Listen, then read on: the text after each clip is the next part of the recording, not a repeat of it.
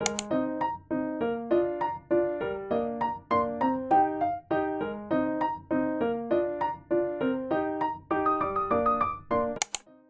every morning feels magical.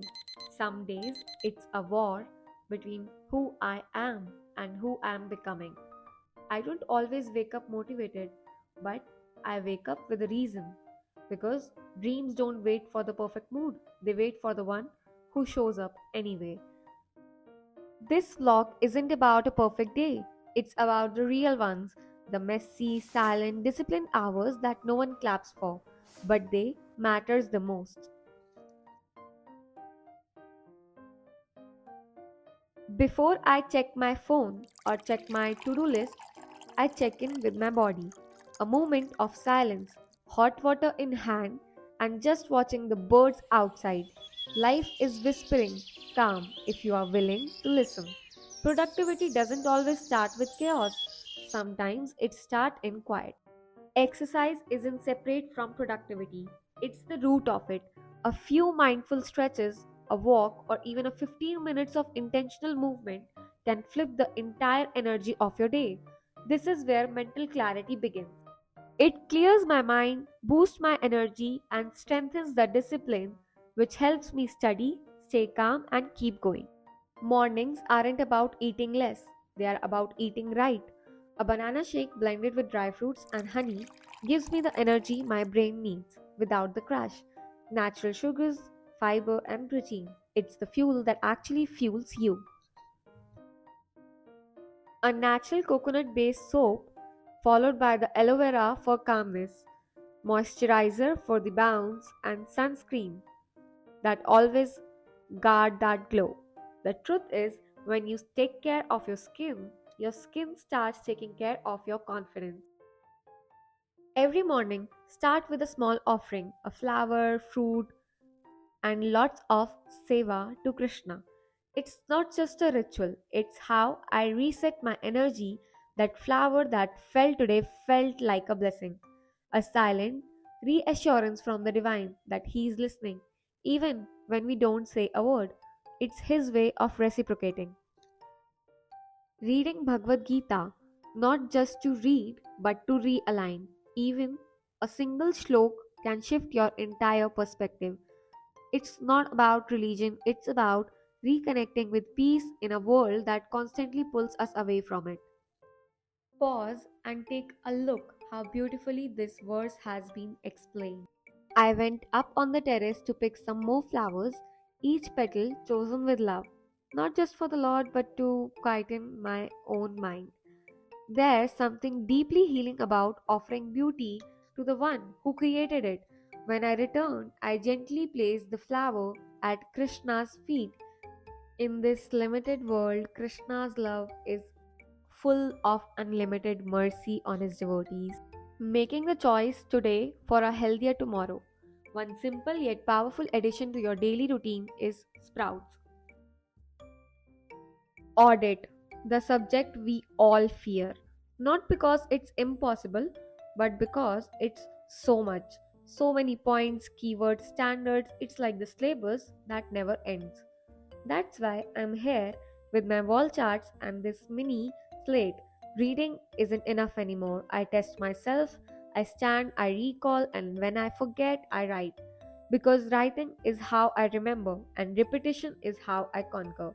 This is not just revision, it's reinforcement. To everyone out there struggling with audit, you are not alone. Let's do it together. I chose a salad, tomato, and cucumber, not just for the body, but for the mind. Raw food keeps our system light, fresh, and in tune with nature. And while I nourished my body, I nourished my soul too, watching Krishna Balaram on my tab because Krishna's presence doesn't just entertain, it purifies. His stories cleanses the inner noise, fills the heart with light, and make the mind quiet and uncluttered. And then two little birds arrived, perched gently on the branch outside my window. One paused and flew away, but the other kept moving ahead, exploring, fluttering, shifting its places again and again. That moment stayed with me.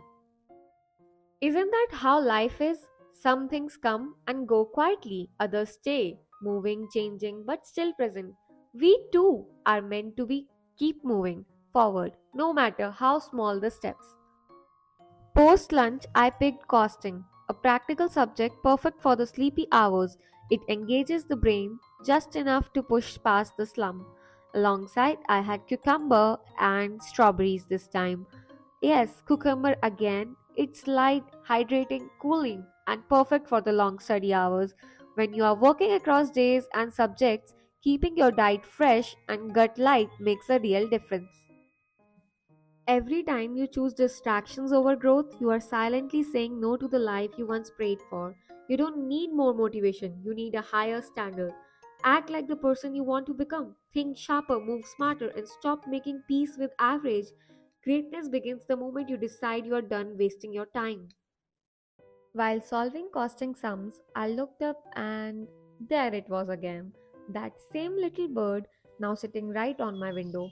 This time, not fluttering, just still, protecting herself from the scorching heat outside. It reminded me that even in chaos, pause is power. Even birds rest, not because they are weak, but because they know when to conserve their energy. With that, I moved to financial management and started solving the questions.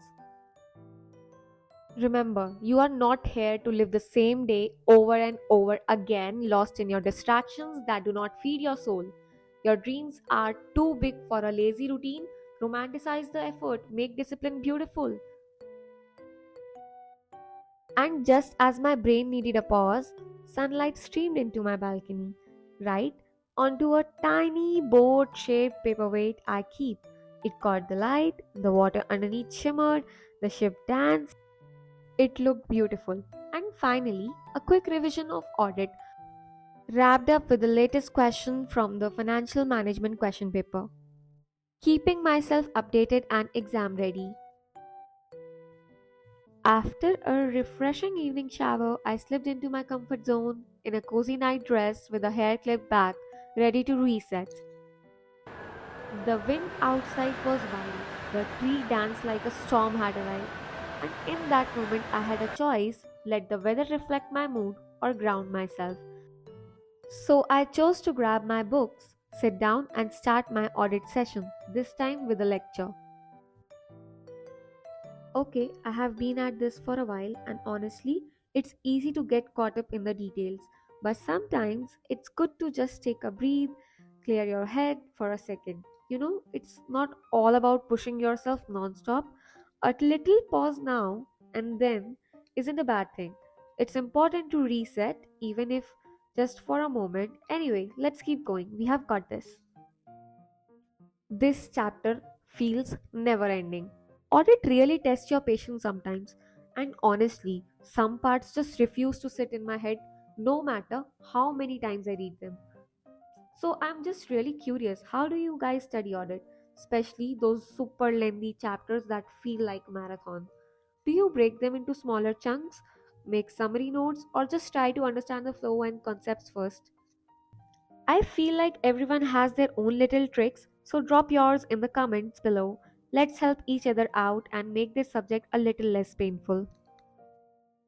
But let's be real, we all know what happened next. The phone! I let myself spiral, reel after reel, from 1 minute to 10 to more. The guilt crept in, and so did the frustration. After I realized how much time I have wasted in watching this crap. But here's what matters, I caught myself and showed up again by studying.